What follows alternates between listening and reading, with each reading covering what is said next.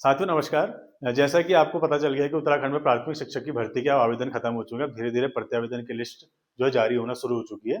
तो कहीं ना कहीं प्रत्यावेदन की लिस्ट को भी बहुत बड़े सवाल लेके सबके मन में आ रहे हैं कि ये कब आएगी कब नहीं आएगी। तो कहीं ना कहीं आप लोग बिल्कुल परेशान मत होइए, प्रत्यावेदन की लिस्ट अपने टाइम पर ही आएगी। देखिए ऑफिस में बहुत काम हो रहे हैं, इसलिए प्रत्यावेदन की लिस्ट अभी जारी नहीं हो पा रही है। बाकी दूसरा मैं आपको एक चीज बता दूं कि कुछ लोग कह रहे हैं कि टिहरी में जो रिजेक्ट जो आवेदन हुए हैं उससे क्या भर्ती में इफेक्ट पड़ेगा। तो उससे कोई इफेक्ट नहीं पड़ेगा। जो 5 दिसंबर तक जिनके आवेदन रिजेक्ट हुए सिर्फ उन्हीं के एक्सेप्ट होंगे, ऐसा कोर्ट ने बोल रखा है। बाकी दूसरा ये है कि और एक चीज और बता दूं, जो बागेश्वर में जो पद आ रखे हैं आज, विशेष शिक्षा के पद आ रखे हैं, और जिसने 2 साल का डीएड कर रहा है सिर्फ वही एलिजिबल होंगे। बाकी एनआईएस डीएलएड हो गया, चाहे उत्तराखंड डीएलएड हो गया, चाहे बाहर के डीएलएड वाले हो गए, चाहे बीएड वाले, वो बिल्कुल फॉर्म ना भरिए, क्योंकि आपने यूएस नगर में देखा होगा उनके सारे फॉर्म रिजेक्ट कर दिए गए थे। अलग से रिजेक्ट लिस्ट निकाली थी उधम सिंह नगर ने। तो कृपया करके जितने भी बंदे चाह रहे हैं कि हम भी नौकरी पा लेते हैं, ऐसा नहीं है। वहाँ जो उनने क्राइटेरिया रखा है, जो उस क्राइटेरिया के अंदर आएंगे उन्हीं को रखा जाएगा। तो 2 वर्षीय डीएड जिनके पास है वही उस फॉर्म भरिए। 9 जनवरी उसकी लास्ट डेट है। और आपने देख ही लिया होगा कि जो लेट भर रहे थे उनके फॉर्म रिजेक्ट हो रहे थे, तो आपके पास अभी से बहुत टाइम है, तो आप अभी से फॉर्म भरना शुरू कर दीजिए, ठीक है। दूसरा, और कल मैंने एक वीडियो डाली थी जिसमें मैंने बताया था कि मैं Q&A वीडियो लेके आऊंगा, जिसमें आप अपने सवाल आप मेरे कमेंट सेक्शन में डाल दीजिए। तो मैंने जो कुछ कॉमन सवाल हैं, जो सभी के सवाल एक जैसे लग रहे थे मुझे, मैंने वो उठा रखे हैं। तो उसके बारे में आप डिस्कस कर लेते हैं। जिसमें पहला क्वेश्चन आया था कि सर कितने गुणांक वाले सेफ माने जा रहे हैं। तो मेरा मानना तो ये है कि जो पहली काउंसलिंग जो आती है ना, उसमें मान के चलिए साइंस और आर्ट्स की जो अलग अलग आएंगी, उसमें पहली वाली जो काउंसलिंग लिस्ट आती है उसमें हाई कट ऑफ ही रहती है। क्योंकि जितने भी आप मान के चलिए उत्तराखंड के हो, चाहे एनआईएस के हो, चाहे हरियाणा के, चाहे यूपी के, बंदे सबके हाईएस्ट जो हायर वाले रह गए हैं, पहली काउंसलिंग में उन्हीं के नंबर जो है सबसे पहले गिने जाते हैं। तो यानी कि पहली काउंसलिंग में आप मान के चले 85 प्लस कट ऑफ रहने वाली है साइंस की। आर्ट्स की एक नंबर कम कर लीजिए, 84 रहेगी।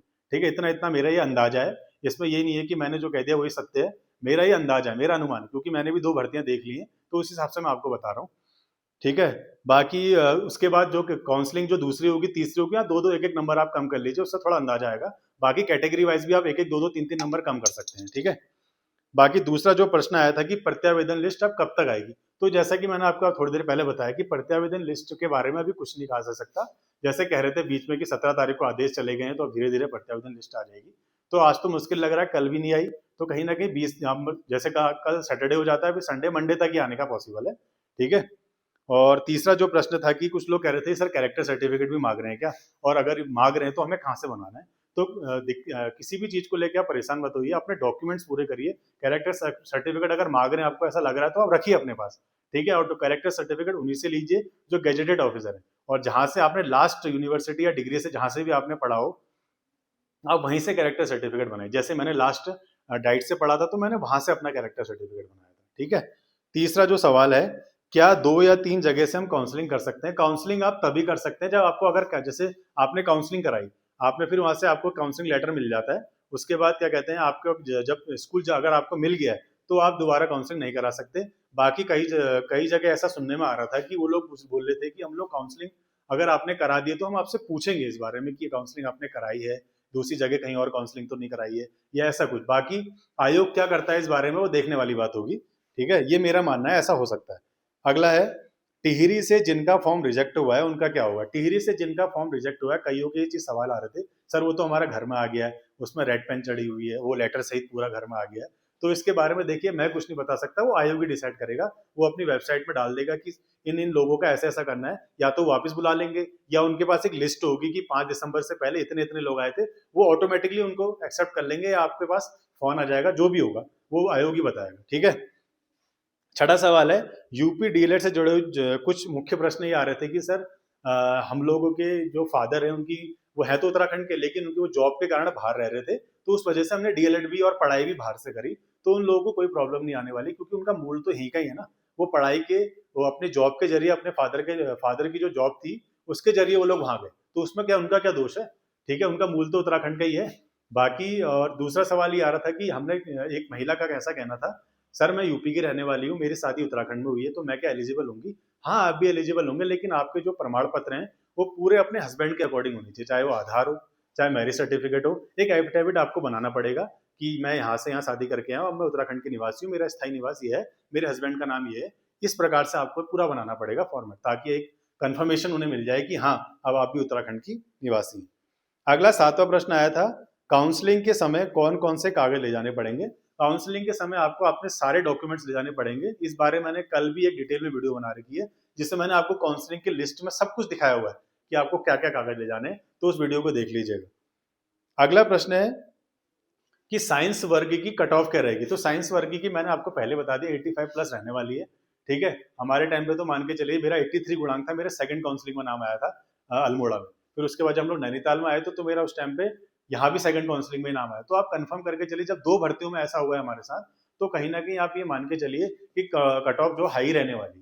ठीक है, उसके बाद आर्ट्स वर्ग की कट ऑफ 1-2 नंबर कम कर लीजिए, 85 प्लस रहेगी तो इनकी 84 या 83 रहेगी। ठीक है, बाकी अगला प्रश्न है कि काउंसलिंग में अगर कोई कागज रह जाता है तो क्या हमें वो टाइम देंगे। देखिए, ये सवाल का आंसर मैं यही दे पाऊंगा कि ये सब डिस्ट्रिक्ट टू डिस्ट्रिक्ट डिपेंड करता है, वहां पे वहां के अधिकारी पे डिपेंड करता है। वो मान गया तो ठीक है, नहीं माना तो फिर ये आपके ऊपर आ जाती है। अगर वो मान जाते हैं रिक्वेस्ट करने पे तो ठीक है सर, हम 1-2 दिन में दे देंगे या कल आ जाऊंगा मैं देने, तो बाकी वो सब उन पर डिपेंड करता है, वो क्या कहते हैं। ठीक है, इसके बारे में मैं कुछ नहीं कह सकता।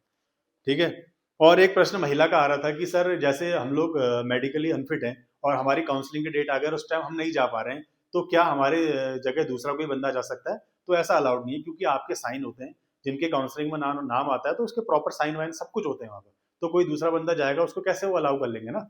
तो आप लोग क्या कर सकते हैं कि एक मेडिकल सर्टिफिकेट बना सकते हैं, जिसमें आप अपनी डिटेल दे सकते हैं कि मुझे ऐसी ऐसी प्रॉब्लम हो रही है। आप डीओ के पास जाइए 1-2 दिन पहले, उनको बताइए प्रॉब्लम, वो लोग क्या पता मान जाए इस बारे को लेकर, वैसे मान जाते हैं। एक बार उनके पास जाके उनसे संपर्क कर लें। ठीक है, अगला प्रश्न है कि क्या एक और भर्ती आने वाली है। बहुत ही सवाल लोगों के आ रहे थे कि क्या एक और भर्ती आने वाली है। हाँ, जैसा कि शिक्षा मंत्री ने बोल रखा है कि अगले अगले साल हम लोग जो है 500 पदों में जो रह गए हैं, क्योंकि इस बार 2100 पदों पे आने वाले थे लेकिन आई 1670 पदों पे, तो कहीं ना कहीं अगले साल भी भर्ती आने वाली है। मैं ये नहीं कह सकता कि अगले साल ही आ जाएगी या फरवरी मार्च में आ जाएगी, तो कहीं ना कहीं जून के बाद ऐसा लग रहा है कि उसके चांसेस हैं कि जो बचे हुए पदों पे भर्ती आ सकती है।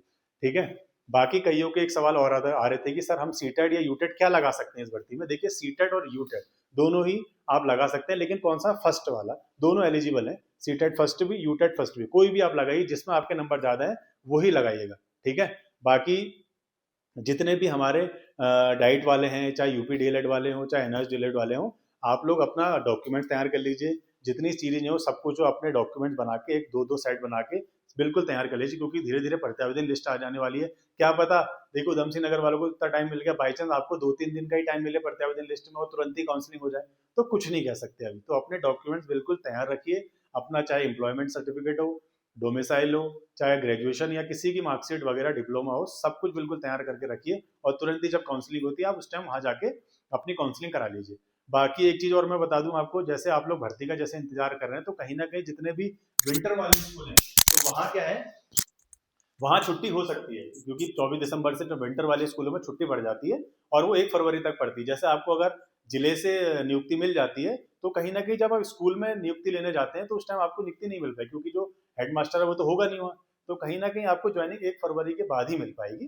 तो आप इतना इंतजार मत करिए, जितना काउंसलिंग जैसी हो रही है उस प्रक्रिया को होने दीजिए, कोई दिक्कत मत लीजिए। बाकी आप सभी को ऑल द बेस्ट, और जितनी भी भर्ती पड़ेगा उसको सही से चलने दीजिए। और जो जो होगा आपके, जैसा आपके साथ हो रहा है सभी के साथ हो रहा है, किसी एक के साथ नहीं हो रहा। ठीक है, बाकी वीडियो पसंद आए तो लाइक करें, शेयर करें। धन्यवाद।